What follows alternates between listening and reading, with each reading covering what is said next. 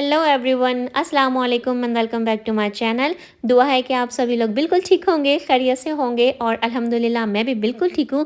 तो जनाब, आज के व्लॉग में मैं आप लोग के साथ शेयर करने जा रही हूँ अपने फ्राइडे के दिन की रूटीन। और हम सभी को मालूम है कि हमारा फ्राइडे का जो दिन होता है वो इतना बिजी जाता है और इतने सारे काम होते हैं, और ज़ाहिर जुम्मे की नमाज की तैयारी भी बहुत ज़्यादा खुशी और खुशू के साथ की जाती है।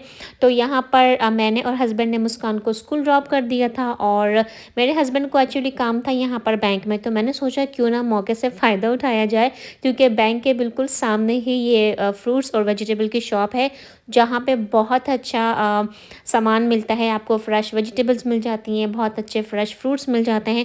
और अगर मैं अकेली आती मुस्कान को स्कूल ड्रॉप करके, तो फिर मुझे पहले पार्किंग स्पॉट ढूंढना पड़ता।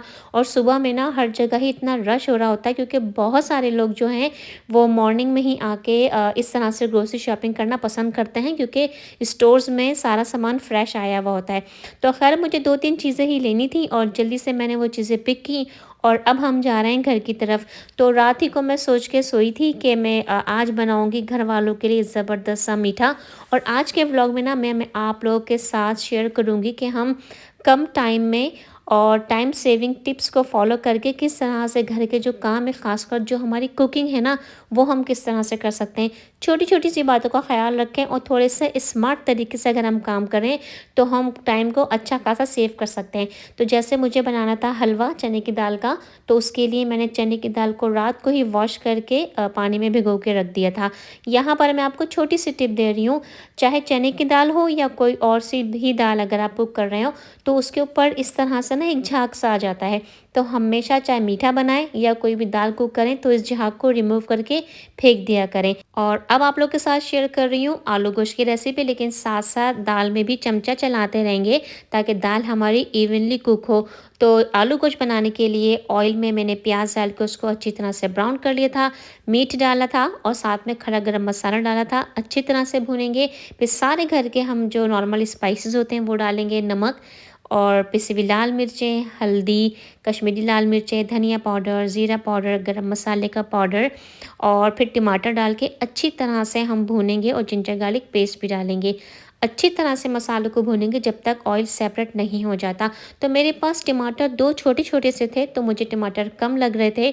तो एक टिप और दूँगी आपको कि हमेशा अपने घर में टमाटरों को वॉश करके उसकी एक प्यूरी बना लें, पेस्ट बना लें, और इस तरह से आइस क्यूब्स की ट्रे में रख के उनको फ्रीज़ कर लें। जब भी हमें एक्स्ट्रा टमाटरों की ज़रूरत पड़ती है, ये जो टिप है बहुत काम आती है। घर में हमारे पास टमाटरों का पेस्ट होता है, तो टमाटरों की जो कमी होती है हम इस तरह से पूरी कर सकते हैं। तो मुझे टमाटर थोड़े से कम लग रहे थे, इसलिए मैंने 2 से 3 क्यूब्स डाली, उनको भी अच्छी तरह से भूना।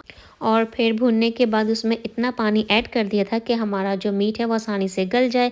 जब मीट अच्छी तरह से कुक हो गया था, तो आलू को कट करके सालन में ऐड कर दिया था, और जब तक पका लूँगी जब तक आलू हमारे सॉफ्ट ना हो जाएं। जब आलू सॉफ्ट हो जाएंगे और जितनी मुझे शोरबे की ज़रूरत होगी उतना जब शोरबा रेडी हो जाएगा, तो दम पे मैंने ऐड किया है गरम मसाला, हरी मिर्चें और हरा धनिया। और शोरबा आप अपने हिसाब से रख सकते हैं। मैंने थोड़ा सा भुना हुआ बनाया था और मेरे पास यहाँ पे फ्रेश हरा धनिया नहीं था, तो मैंने फ्रोज़न हरा धनिया यहाँ पे ऐड किया है।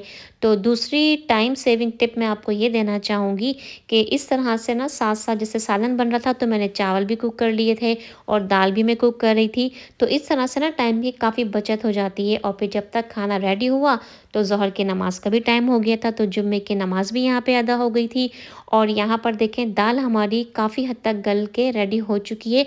जब चने की दाल में थोड़ा सा पानी रह जाएगा और दाल हमारी पूरी सॉफ्ट हो जाएगी, तो अब मैं इसमें ऐड कर रही हूँ 1 कप फुल फैट मिल्क। तो यहाँ पर मैंने चने की दाल को सिर्फ दूध में इसलिए नहीं गलाया कि चने की दाल फिर बहुत ज़्यादा हैवी हो जाती है और बहुत ज़्यादा रिच हो जाती है। एक तो ये वाला पॉइंट भी था, और दूसरा रीज़न ये भी था दूध में चने की दाल को ना कुक करने का, क्योंकि जब हम दूध में चने की दाल को कुक करते हैं तो चने की दाल को मुसलसल हमें चमचा चलाना पड़ता है, जैसे हम खीर में चमचा चलाते हैं। तो अगर हम सिर्फ पानी में पहले दाल को कुक कर लें, तो उससे हमारा काम काफ़ी आसान हो जाता है। चने की दाल बहुत जल्दी से गल जाती है, सॉफ्ट हो जाती है, और दूध का बर्तन में लगने का जो चांस होता है वो बहुत कम हो जाता है। तो अब जनाब खाना भी हम लोगों ने खा लिया था खाना खाने के बाद जितने भी बर्तन होते हैं मैं उनको इकट्ठा करके सबसे पहले वॉश कर लेती हूँ। जो खाना बचा हुआ होता है उसे मैं जो फूड कंटेनर्स होते हैं हमारे स्टोरेज के, उसमें डाल के मैं सेव करके फ़ौरन से फ्रिज में रख देती हूँ। तो सालन तो इतने मज़े का बना था कि बचा ही नहीं, बहुत थोड़ा-सा सालन बचा था। और तो मैं आपके सामने ही अभी दिखाऊँगी, इतने छोटे से कंटेनर में मैंने सालन को निकाल के सेव कर लिया था। अच्छा, दूसरी टाइम सेविंग टिप्स मैं आप लोगों के साथ ये शेयर करना चाहूँगी। हमारे घरों में अक्सर प्लेन राइस बनाए जाते हैं। बहुत सारे घरों में हम रोज़ाना प्लेन राइस को कुक करते हैं। पहले मैं भी इसी तरह से करती थी, लेकिन अब मैंने ना इसका एक हल निकाल लिया है। मैं जब भी प्लेन राइस बनाती हूँ तो थोड़े से ज़्यादा बना लेती हूँ कि नेक्स्ट डे या उसके बाद मुझे बार-बार राइस को कुक करने की ज़रूरत ना पड़े। असल में यहाँ पे अमेरिका में सैन फ्रांसिस्को में वेदर बहुत अच्छा होता है, तो चीज़ें काफ़ी हद तक फ्रेश रहती हैं और 1 या 2 दिन तक उसमें कोई ऐसा मसला नहीं होता कि चीज़ें ख़राब हो जाएँ। हाँ, लेकिन अगर आप किसी ऐसी कंट्री में हैं या ऐसे शहर में हैं कि जहाँ पे वेदर बहुत गर्म हो, तो आप लोग अपने वेदर के हिसाब से ये चीज़ को देख लीजिएगा। और जैसे मैं जब आटा भी गूँध के रखती हूँ तो मैं एटलीस्ट 2 से 3 दिन का आटा गूँध लेती हूँ, ताकि मुझे रोज़ाना आटा गूँधना ना पड़े। तो इस तरह से भी थोड़ी-सी ना टाइम की बचत हो जाती है, टाइम सेविंग टिप ये भी बहुत अच्छी है। लेकिन बहुत सारे घरों में अभी भी ऐसा होता है कि वहाँ पे फ्रेश रोज़ाना आटा गूँधा जाता है, क्योंकि घर वालों को फ्रेश गूँधे हुए आटे की रोटी पसंद आती है। तो आप लोग मुझे कमेंट में ज़रूर बताइएगा कि किस-किस के घर में आज भी फ्रेश रोज़ाना आटा गूँधा जाता है, उसकी रोटियाँ बनाई जाती हैं। और जब तक यहाँ पर मैं बर्तन धो रही हूँ तब तक जो हमने दाल में दूध डाला था वो भी कुक हो जाएगा। तो यहाँ पे एक काम की बात आप लोगों से ये शेयर करना चाहूँगी, कभी भी अपने बर्तनों को साइड में उठा के ना रखें कि हम थोड़ी देर में वॉश कर लेंगे या आधे घंटे में वॉश कर लेंगे। जितनी जल्दी आप अपने बर्तनों को वॉश कर लेंगे उतना ही हमारे लिए आसानी होगी, क्योंकि खाने के जो पार्टिकल्स होते हैं वो बर्तनों में रह जाते हैं, ड्राई हो जाते हैं। तो फिर इस तरह से बर्तनों को फिर बहुत टाइम लगा के 2-2 3-3 दफ़ा वॉश करना पड़ता है। और इसके अलावा टाइम सेविंग टिप्स ये भी हैं कि जैसे आपने देखा कि जैसे मैं हलवा बनाने के लिए दाल को कुक कर रही थी, तो दाल तो एक चूल्हे पे गल रही थी, दूसरे चूल्हे पर मैंने सालन बना लिया था और फिर जो एक्स्ट्रा चूल्हा था उस पे मैंने राइस कुक कर लिए थे। तो इस तरह से अगर हम एक साथ 2 या 3 या 4 चीज़ें कुक कर लें तो इस तरह से भी हम बहुत सारे टाइम की बचत कर सकते हैं। तो अक्सर जब भी मैं दाल बना रही होती हूँ तो दाल तो चूल्हे पे गल रही होती है और मैं कोई दूसरा सालन बना लेती हूँ या कीमा बना लेती हूँ, या साथ-साथ मैं अपने कोई लॉन्ड्री कर लेती हूँ, कपड़े फ़ोल्ड करके रख देती हूँ। तो इस तरह के छोटे-मोटे जो काम हैं वो हो जाते हैं और टाइम का जो है वो बहुत अच्छी हमारी सेविंग हो जाती है। तो बर्तन मैंने वॉश कर लिए थे, तब तक जो दाल थी वो भी कुक हो चुकी थी और थोड़ी-सी ठंडी भी हो गई थी, तो मैंने हलवा बनाने के लिए जो दाल है उसको चॉपर में मैं चॉप कर लूँगी। अब ये आपकी अपनी चॉइस है कि अगर आप चाहें तो फूड प्रोसेसर में या चॉपर में दाल को पीस लीजिए, लेकिन इस बात का ख़ास ख़्याल रखेंगे कि दाल को हमें बहुत ज़्यादा पेस्ट नहीं बनाना है। थोड़ा-सा दाल को पीसते में इस बात का ख़्याल रखेंगे कि थोड़ा-सा दाल को दरदरा रखें, थोड़ा-सा दाल में हल्का-सा दाना होना चाहिए। अच्छा, दाल का चने की दाल का हलवा बनाने के लिए हम हैवी बॉटम पैन लेंगे, जो थोड़ा-सा हैवी हो, क्योंकि चने की दाल फिर बहुत ज़्यादा स्टिकी हो जाती है जब हम उसको भूनते हैं।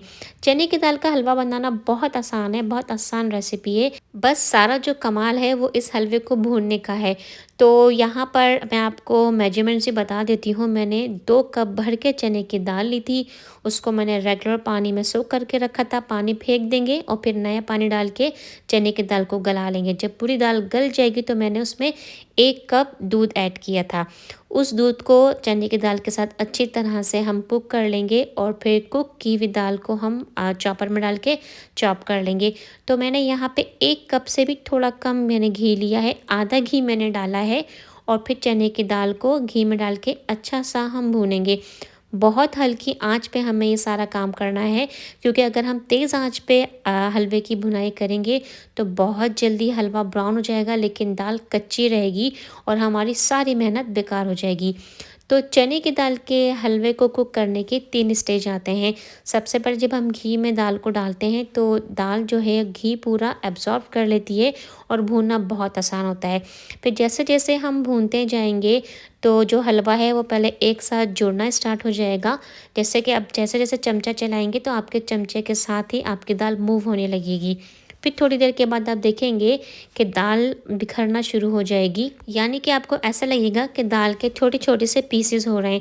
फिर उसके बाद हलवा तीसरी और लास्ट स्टेज पे आएगा कि आपको लगेगा कि हलवे में जो हमने घी डाला था वो साइडों पे आना आपको नज़र आना शुरू हो जाएगा, तो उसका मतलब है दाल पूरी भुन चुकी है। अच्छा, तो यहाँ पे टाइम सेविंग के लिए मैंने बादाम और पिस्तों को हाथ से नहीं काटा है, बल्कि ये मेरे पास हैंड चॉपर है, उसकी हेल्प से ही मैं इसको चॉप कर लूँगी। अगर आप चाहें तो जैसे आपको सहूलत लगे, अगर आपको कटे हुए बादाम पिस्ते पसंद है तो आप उसको छुरी की हेल्प से काट के पहले से रख लीजिएगा। चॉपर में बादाम पिस्तों को चॉप करने में बिल्कुल भी टाइम नहीं लगता, कुछ सेकंड ही लगते हैं और बादाम पिस्ते अच्छी तरह से चॉप हो जाते हैं। अच्छा, थोड़ा-थोड़ा करके घी डालेंगे, क्योंकि अगर हम सारा घी एक साथ डालेंगे तो जो दाल है वो पूरा घी एब्ज़ॉर्ब कर लेगी और हमें दाल को भूनने में बहुत टाइम लगेगा। मैंने 2 कप दाल ली थी और उसको मुझे भूनने में पूरा 1.5 घंटा लगा। यहाँ पर मैं अपने आप लोगों को अपने हाथ दिखा रही हूँ कि मेरे हाथ पूरे लाल हो चुके थे हलवे को भूनते-भूनते। तो अब हम बनाएँगे हलवे को जमाने के लिए शीरा, जिसके लिए मैंने 1 कप लिया है पानी और 2 कप उसमें चीनी ऐड करेंगे और इसी शीरे में हम थोड़ी-सी पिसी हुई इलायची डालेंगे। पिसी हुई इलायची ज़रूर डालिएगा, इससे हलवे में बहुत अच्छा फ्लेवर आता है। अगर आप लोग चाहें तो शीरे में थोड़े से बादाम पिस्ते भी ऐड कर सकते हैं, आपकी अपनी चॉइस है। शीरे को हमें इतना कुक करना है कि उसमें स्टिकीनेस हो जाए और एटलीस्ट 2 तार का हमें शीरा बनाना है। जब ये गरम-गरम शीरा हम हलवे में डालेंगे, आई मीन भुनी हुई दाल में डालेंगे, बहुत एहतियात से डालना है, क्योंकि गरम शीरा जब हम दाल में डालेंगे तो दाल एकदम से ऊपर की तरफ आती है, तो बहुत एहतियात से डालिएगा और फिर हम उसको आहिस्ता-आहिस्ता ही मिक्स करेंगे और जैसे ही हम शीरा दाल में डालेंगे तो दाल और ज़्यादा स्टिकी हो जाएगी।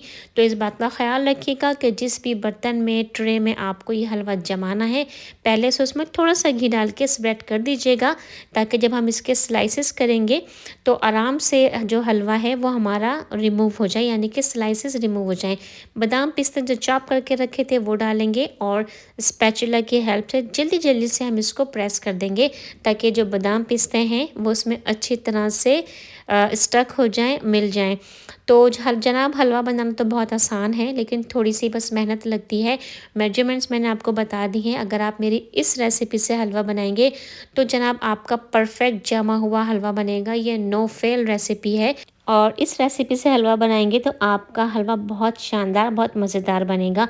तो जनाब ये था आज का व्लॉग और ये थी फ्राइडे की बिज़ी रूटीन। अगर व्लॉग पसंद आया हो, व्लॉग में से कोई बात अच्छी लगी हो तो वीडियो को लाइक ज़रूर कीजिएगा। चैनल पर नए हैं और आपको वीडियोस अच्छी लग रही हैं तो चैनल को सब्सक्राइब ज़रूर कीजिएगा। कोई क्वेश्चन हो तो आप मुझे कमेंट बॉक्स में क्वेश्चन कर सकते हैं। अपना बहुत ज़्यादा ख्याल रखें। नेक्स्ट व्लॉग में आपसे बहुत जल्द मुलाकात होगी। अल्लाह हाफ़िज़।